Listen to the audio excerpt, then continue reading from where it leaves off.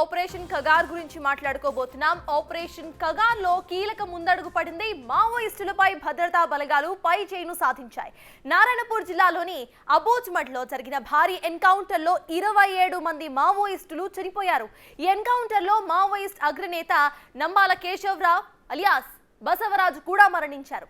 ఈయనపై భారీ ఎత్తున prize money కూడా ఉండింది. బసవరాజు ఉన్నారు అన్న సమాచారంతో మాత్ ప్రాంతాన్ని బలగాలు చుట్టుముట్టాయి. నంబాల కేశవరావుపై 1.5 కోటి రివార్డు కూడా ఉంది. మాద్ ప్రాంతంలో భారీగా మావోయిస్టులు ఉన్నట్టుగా సమాచారం రావడంతో బీజాపూర్, నారాయణపూర్, దంతేవాడ డిఆర్జీ బలగాలు సర్చ్ ఆపరేషన్ నిర్వహించాయి. ఈ క్రమంలోనే మావోయిస్టులు కంటపడడంతో ఎన్కౌంటర్ మొదలైంది. నక్సల్స్ 27 మంది చనిపోతే ఈ ఎదురు కాల్పుల్లో అసిస్టెంట్ కానిస్టేబుల్ ఒకరు మృతి చెందినట్లుగా ఛత్తీస్గఢ్ హోంమంత్రి విజయ్ శర్మ తెలిపారు.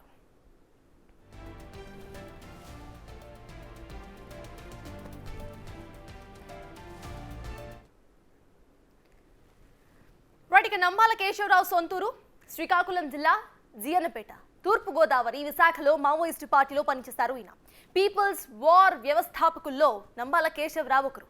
మావోయిస్టు సెంట్రల్ మిలిటరీ కమిషన్ అధిపతిగా కూడా కేశవరావు పనిచేస్తారు. వరంగల్ ఆర్ఈసీలో నంబాల ఇంజనీరింగ్ చదివారు. ఆయన తండ్రి టీచర్. 1984లో ఎంటెక్ చదువుతూ కూడా పీపుల్స్ వార్ సిద్ధాంతాల పట్ల కేశవరావు ఆకర్షితులయ్యారు. గొరిల్లా యుద్ధం, ఐఈడీ పేలుడు పదార్థాల వినియోగంలో మావోయిస్టు పార్టీకి కేశవరావు కీలకంగా ఉండేవారు. 1987లో బస్తర్ అడవుల్లో ట్రైనింగ్ పొందారు. 2018 నవంబర్లో గణపతి రాజీనామా తర్వాత మావోయిస్టు పార్టీ జాతీయ ప్రధాన కార్యదర్శిగా నంబాల బాధ్యతలను చేపట్టారు. 2010లో ఛత్తీస్గఢ్ 76 మంది సిఆర్పీఎఫ్ జవాన్ల మృతి ఘటనకు నంబాల కేశవరావు ప్రధాన సూత్రధారిగా ఉన్నారు.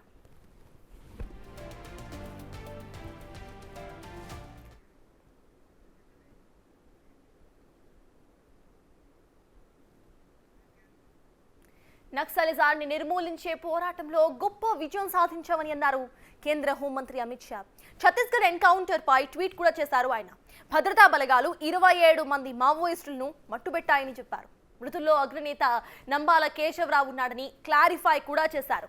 ప్రధాన కార్యదర్శి హోదా ఉన్న మావోయిస్టు నేతను మట్టుపెట్టడం 30 ఏళ్లలో ఇదే తొలిసారి అని అన్నారు హోమ్ మినిస్టర్.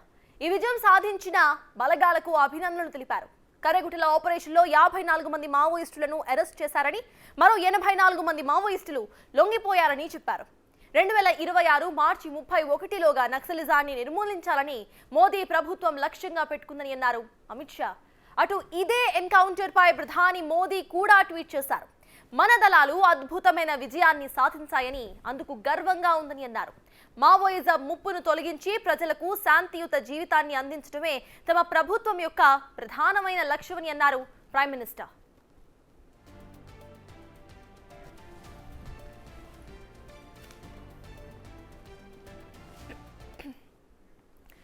ఇదే విషయానికి సంబంధించి మనతో లైవ్ లో జాయిన్ అవుతున్నారు మాజీ మావోయిస్ట్ గాదే ఇన్నయ్య గారు.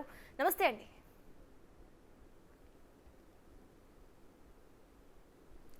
నమస్తే అండి. కాస్త మ్యూట్ తీయరండి. హాయ్. సో ప్రెసెంట్ మనం చూస్తున్నాము 2026 వరకు ఇటు అసలు మావోయిస్ట్లే లేకుండా చేస్తామంటూ కూడా సెంట్రల్ గవర్నమెంట్ ఇప్పటికే ప్రకటించింది. అండ్ మేజర్ లీడర్ ఇవాళ చనిపోయారు. అసలు మీరు దీని గురించి ఏమంటారు? మీ రియాక్షన్ ఏంటి?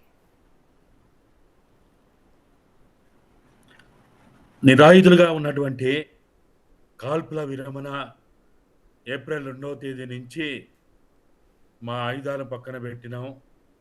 మా ఆయుధ సంపత్తిని మేము వినియోగించము.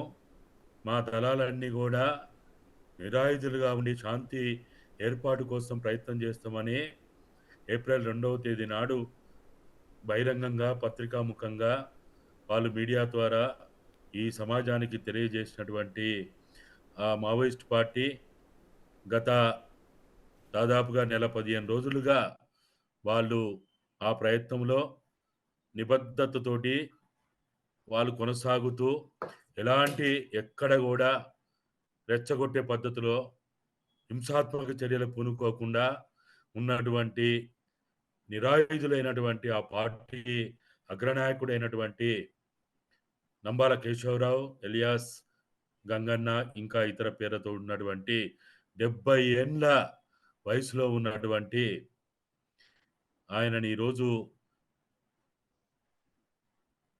అక్కడ డిఆర్జీ బలగాల పేరుతోటి హత్య చేయడం అనేది, చంపడం అనేది చాలా బాధాకరమైంది.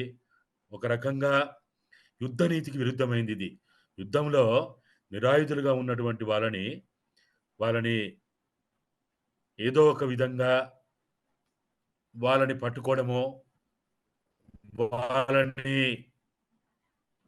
ఆహ్, చట్టపరమైనటువంటి పద్ధతుల్లో వాళ్ళకి ఆహ్, చేయాల్సినటువంటి ఇతర చర్యలేవైతే ఉంటాయో అవి చెయ్యకుండా, వాళ్ళ మీద మూకుమ్మడిగా పెద్ద ఎత్తున కొన్ని వందల మంది వేల తూటాలని పేల్చి, ఈ విధంగా చేయడం అనేది మన ప్రజాస్వామ్యానికి, భారత రాజ్యాంగానికి ఒక రకంగా చాలా ప్రమాదకరంగా కనిపిస్తున్నటువంటిది విషయంగా మేము భావిస్తున్నాం. వాళ్ళు ఏప్రిల్ 2వ తేదీ నుంచి ఇప్పటివరకి ఎక్కడ గూడా ఒక్క చిన్న ఇన్సిడెంట్ గూడా చేసినట్టుగా మనకైతే మీడియా ద్వారా గానీ, ఇంకా ప్రభుత్వ పరంగా గానీ ఎక్కడ జరిగినట్టు కనపడలేదు. ఇన్నయ్య కాబట్టి గారు, మనం ఒకసారి చూసుకుంటే మావోయిస్టులను లొంగిపోవాలి అని సెంట్రల్ గవర్నమెంట్ ఆర్డర్స్ పాస్ చేసింది, కానీ అంటే కాల్పుల విరమణ ఒప్పందానికి వాళ్ళెక్కడా కూడా క్లియర్ నోటిఫికేషన్స్ జారీ చేయలేదు. ఎవరు కూడా, కొంతమంది ఆల్రెడీ వచ్చి లొంగిపోయారు, వాళ్ళందరికీ కూడా ప్రభుత్వం సహాయం కూడా చేసింది. మరి ఈ పాయింట్లో 2026 వరకు పూర్తిగా అసలు నక్సలిజాన్ని తొలగించేస్తామంటున్నారు. మరి మీరు ఇటు మావోయిస్టులకు ఏం చెప్పాలనుకుంటున్నారు? వచ్చి లొంగిపోమంటారా, లేకపోతే కాల్పుల విరమణ అనే కరెక్ట్ అంటారా? What is your take on that? అంటే ఇప్పుడు వాళ్ళు పూర్తిగా సాయుధ పోరాటాన్ని విరమించాలన్నా, లేక వాళ్ళు పూర్తిగా ఆహ్, బయ బయటికొచ్చి వాళ్ళు బహిరంగంగా అన్ని రాజకీయ పార్టీ లెక్క వాళ్ళొక రాజకీయ పార్టీ నడపాలన్నా, వాళ్ళు ఈ నిర్బంధ కాలంలో ఇంత పెద్ద ఎత్తున సహారాలో కూంబింగ్ జరుగుతున్నప్పుడు వాళ్ళ అధినాయకత్వం కూర్చొని మాట్లాడుకోకుండా నిర్ణయాలు తీసుకోలేము. కాబట్టి మాకు కనీస గడువియండి. ఒక వారమా, 15 రోజులా, నెల రోజులా మీరు గడువిస్తే మేము కూర్చొని మాట్లాడుకొని, చర్చించుకొని మేము ప్రభుత్వానికి మా నిర్ణయాన్ని మేము ప్రకటించడానికి అవకాశం ఉంటదని వాళ్ళు గత నెల రోజులుగా వాళ్ళు అనేక పత్రికా ప్రకటనల ద్వారా, లేకపోతే మీడియా ఇంటర్వ్యూ ద్వారా తెలియజేస్తున్నప్పుడు, వాళ్ళు భారత పౌరులు వాళ్ళు. భరతమాత బిడ్డలు వాళ్ళు. వాళ్ళెక్కడికి పారిపోయేది ఏం లేదు. వాళ్ళు ఇవాళ కాకపోతే రేపైనా మీ పహరాలోనే ఉంటారు వాళ్ళు. మీ కబంధ మీ మీ చట్టంలోనే ఉంటారు వాళ్ళు. వాళ్ళు బస్తర్ దాటో, మహారాష్ట్ర దాటో, ఛత్తీస్‌గఢ్ దాటో, మధ్యప్రదేశ్ దాటో, తెలంగాణ దాటో ఎక్కడికి పోరు కదా! వాళ్ళేమి విదేశాలకు పారిపోయే అవకాశం లేదు కదా! అయినప్పుడు మీకింకా చాలా గడువుంది. మీరు చెప్పిన గడువు ప్రకారం చూస్తే మార్చి 31 తారీఖు 2026. మనం ఈరోజు 2025 మే నెలలో ఉన్నాం. దాదాపుగా ఇంకా 10 నెలల కాలం ఉంది. 10 నెలల కాలంలో వాళ్ళు ఒకవేళ వీళ్ళు చెప్పిన మాట వినకపోతే, వాళ్ళిచ్చిన మాట తప్పితే అప్పుడు చే దా చంపొచ్చు, లేకపోతే ఇంకేదైనా జేయొచ్చు గదా! ఇప్పుడే అంత తొందరపడి ఎందుకింత ఈ విధమైనటువంటి హత్యలు చేయడం అనేది, అది ప్రజాస్వామ్యంగా పరంగా ఇవాళ భారతదేశంలో ఉన్న ప్రజలందరూ చూస్తా ఉన్నారు. మరి ఒకవైపు వాళ్ళు శాంతి చర్చలు, మేము శాంతి చర్చలకు సిద్ధంగా ఉన్నాం. మాకు మీ ద్వారాలు తెరవండి, మేము వస్తాము అని ఒకవైపు వాళ్ళు చెప్తా ఉంటే, ఒక రకంగా చెప్పాలంటే నిరాయుధులుగా ఉన్నారు వాళ్ళు. వాళ్ళు పూర్తిగా మేము చర్చలకు సిద్ధము, శాంతి నెలకొల్పడానికి సిద్ధం అంటున్నప్పుడు, ప్రభుత్వానికి ఉన్న బాధేంటి? ఇప్పుడు అక్కడ ఒకవైపు దేశ రక్షణకు ముప్పని చెప్పబడే పాకిస్తాన్ తోటే సీజ్ ఫైర్ చేసుకుంటారు. కాల్పుల విరమణ చేసుకుంటారు. ఇక్కడ వీళ్ళతో చేసుకోవడానికి సమస్య ఏంటిది? బాధ ఏంటిది? ఇది భారత సమాజం అంతా ఆలోచిస్తా ఉన్నది. భారత ప్రజలు ఆలోచిస్తా ఉన్నారు. మేము ఇప్పటికైనా చెప్పేదేందంటే, నిరాయుధులుగా ఉన్నటువంటి వాళ్ళని మీరు చంపడానికి ప్రయత్నం చేయకుర్రి. వాళ్ళు భారత రాజ్యాంగం ప్రకారం ఇచ్చినటువంటి అరెస్టులు చేయండి, కేసులు పెట్టండి, జైల్లోకి పంపండి. జైళ్ళలో విచారణలో వాళ్ళు గనుక నేరాలు చేసిండ్రు అని నిరూపించబడితే, వాళ్ళకి ఎట్లా భారత రాజ్యాంగం ప్రకారం చట్టాల ప్రకారం ఉరి శిక్షలేస్తారా? లేకపోతే ఇంకేమైనా శిక్షలేస్తారా? యావజ్జీవ కారాగార శిక్షలేస్తారా? అని ఒకవైపు చట్టాలున్నాయి గదా! న్యాయస్థానాలున్నాయి గదా! ఆ పద్ధతిని పాటించాలి గదా! కరెక్ట్. ఒకవేళ ఇట్లనే మీరు ముందుకు పోతే భారత రాజ్యాంగం మీద నమ్మకం పోతుంది, భారత ప్రజాస్వామ్యం మీద నమ్మకం పోతుంది. ప్రపంచంలో భారత రాజ్యాంగానికి, భారత ప్రజాస్వామ్యానికి గొప్ప విలువ ఉన్నది. ఆ విలువ కాపాడుకోవాల్సిన బాధ్యత భారత ప్రభుత్వం మీద ఉంది. వాళ్ళు మేము హింస చేస్తాం, మేము చంపుతాము, మేము ఆయుధాలతోటి మేము ఏదైనా తేల్చుకుంటామని వాళ్ళు అంటలేరు కదా.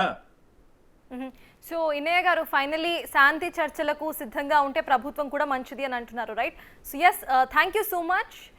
సో అది ఇన్నయ్య గారు చెప్తోంది, శాంతి చర్చలకు మావోయిస్టులతో గవర్నమెంట్ కూడా మాట్లాడితే బాగుంటుంది. ఇంకా 10 నెలల టైం ఉంది, 10 నెలల్లో ఇట్లా చంపుకోవడం కరెక్ట్ కాదు అంటూ కూడా మాజీ మావోయిస్ట్ గాదే ఇన్నయ్య గారు మాట్లాడుతున్నారు. మరి నెక్స్ట్ అసలు 2026 వరకు ఇటు ప్రైమ్ మినిస్టర్ చెప్తున్నట్టుగా నిజంగా మొత్తాన్ని నక్సలిజాన్ని అంతం చేసేస్తారా, లేకపోతే శాంతి చర్చలు జరుగుతాయా అనేది వేచి చూడాలి.